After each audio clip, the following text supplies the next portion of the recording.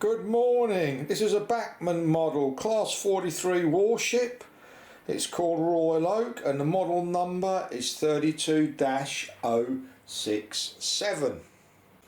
As you can see, it has an embossed nameplate. You stick this on. I've done videos on how to do nameplates.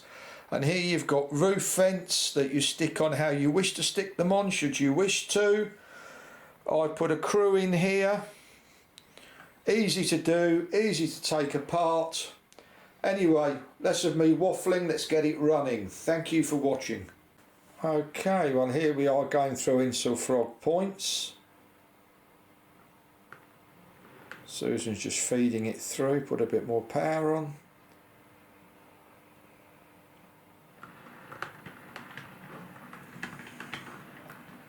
And it goes through okay. But you have to, do you want to bring it back in please? You can see the red warning light there. And you can see as the power comes on, give it a bit more oomph.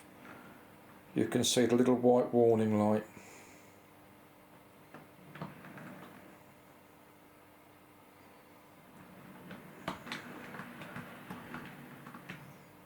It won't go in really slowly, so what I'm going to do is we're going to check the back-to-back measurement and see what it is, because it does seem very tight for a small wheeled locomotive. Here's how we check the back-to-back. Now you're going to see this upside down unfortunately, but you should get an idea. 14.26, 14.40. Let's go around the other side.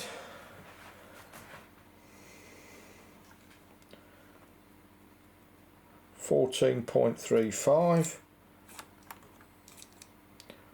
Zero it. 14.28. So they should really be 14.50. Let's do this again. 14.25. They're not miles out. Do this again. 14.16. Zero. Let's make sure it's zeroed. Go again. 14.27. They're not miles out, even though they are out.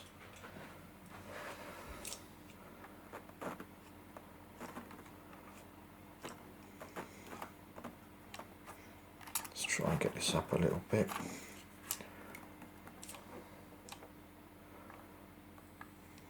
Zero it, push it in. Oh, that's a little bit too much.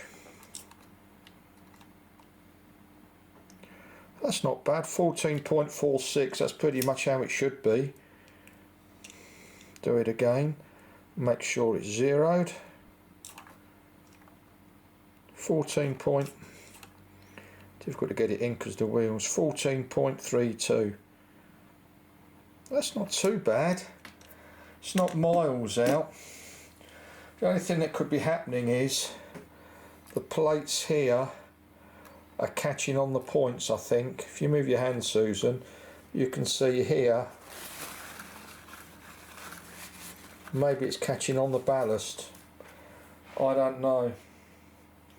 I'm going to have a look and adjust the wheels slightly and see if it makes any difference, but they're not miles out. Right, what I've done is I've reset the back-to-backs and they're between 4.5 and 5.0, and I'll just show you how I did it quickly. Is you just basically just put screwdrivers in between and ease it out.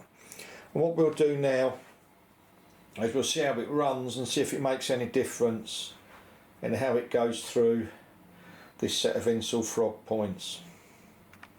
Well, here we are trying it since we've done the back-to-backs, and you can see it's creeping in a lot better. We'll take it out.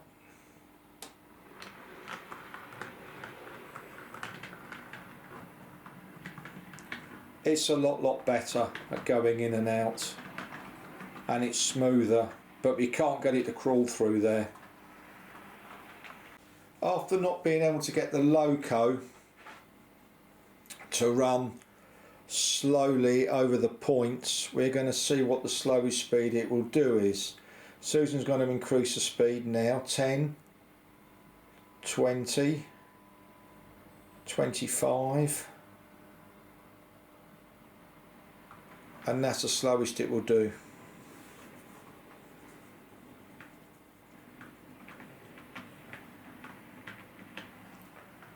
Yep, that's the slowest it will do, and if we bring it back, slow it down a bit, and it just stops. So speed it up again, please. No, that's how it runs, I'm afraid. Here's the radius 2 curve points test. This is radius 2 set track. Keep it going, a bit more power, just feed the power on to get it moving. And I can see the power's there because the light's on. Keep going. Increase the power. Wind it up more. And that is tight there. That is tight. The back-to-backs I've done, they're absolutely fine. Increase the power.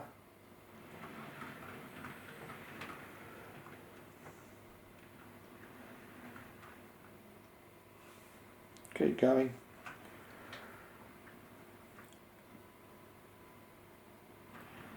Now what I would suggest with this loco is it's not the tightness of the bend, no, it is tight, it just will not run that slowly. Now whether it will with a DCC decoder in it, I do not know. Anyway, keep it coming. Keep feeding the power on.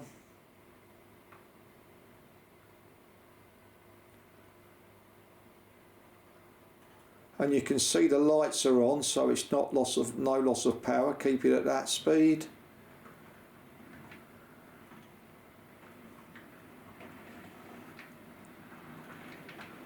That's not a bad speed. The thing with this loco is you've got to drive it, and do you want to bring it in again, please? You just can't put it on setting, say 15, and it will go round. You've got to feed the power on and off. But this is very tight. It's radius 2 into radius 2 curve point. You can see by the light there's no loss of power. So if you see what the consistent speed is, you can bring it in at. So don't take the power off once it's running, just leave it at that speed.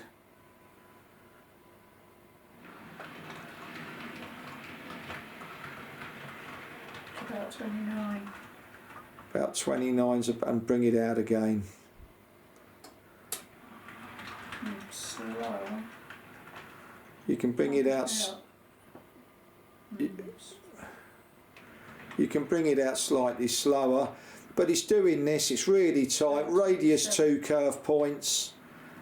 Not the end of the world for me. But as I've said, it may be a lot better with 18 volts going through it and a DCC decoder. This is running in analog. I have found this with a few locomotives. As I suspected, this is one of those locos that runs better at slow speed with weight on it. It's not the only one I've got, but with weight on it, it runs far better at slow speed. You can see here it's crawling around, it's not juddering, and it's pulling a lot of wagons. It's getting up to the top of a slope now as it's slowing down. It's not stopping, it's consistent. The trucks are not jerking. Don't ask me why, but it's not the only loco I've got that runs better slowly with a heavy load on it. Here we are again, running it really slowly, and it's going up a hill now and pulling all these wagons.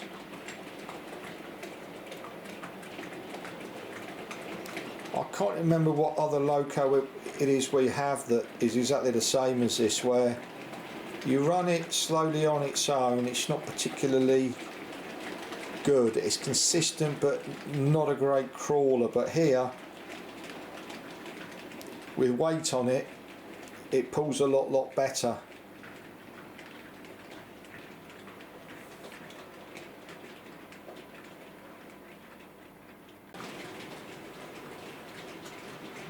Again here we're running it at a really slow speed, and as it gets to the top there's a slight slope here which obviously you can't see. It's not going to stop, it's going to slow down, it's going to keep going, and you can see it runs really nicely. But as I say, while you're running this yourself on your model railway, you're going to run it a lot faster than this. Well, not a lot faster, but a bit faster than this.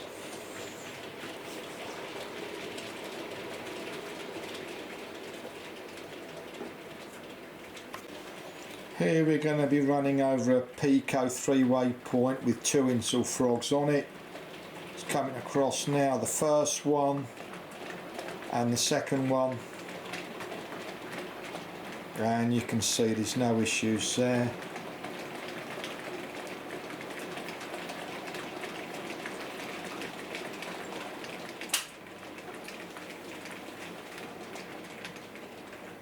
Nice and slowly, no problems whatsoever. This is the radius 2 part of an ST245 curve point going into radius 2 here, worst part of my track. And you can see here, even with this heavy coal train, no issues whatsoever. This loco runs a lot better pulling weight, there's no doubt about it. It really does run so nice when it's pulling weight. Thank you very much for watching. I hope you've enjoyed this short review of our Bachmann Warship.